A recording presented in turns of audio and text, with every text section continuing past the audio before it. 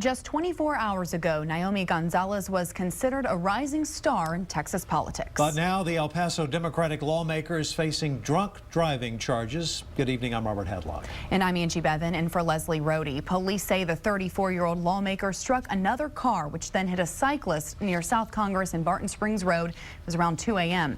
KXAN's Robert Maxwell is live in the studio with more. Angie and Robert, we know Naomi Gonzalez bonded out of the Travis County Jail less than 3 hours ago. Her bond amount is not yet public, but jail workers say she was accompanied by an attorney and left quickly.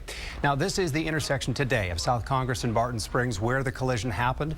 The woman cyclist was knocked off her bike by the impact, and EMS tells KXAN she suffered road rash. A passenger in a Fiat and Gonzalez driving a BMW were transported to South Austin Hospital for what are described as non-life-threatening injuries.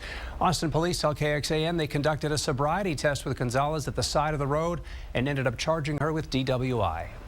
We're all trained to pick up the odor of alcohol, as well as, field sobriety tests that were able to be completed at the scene. Specifically on what tests were done, I'm not sure, but enough evidence was developed to charge her.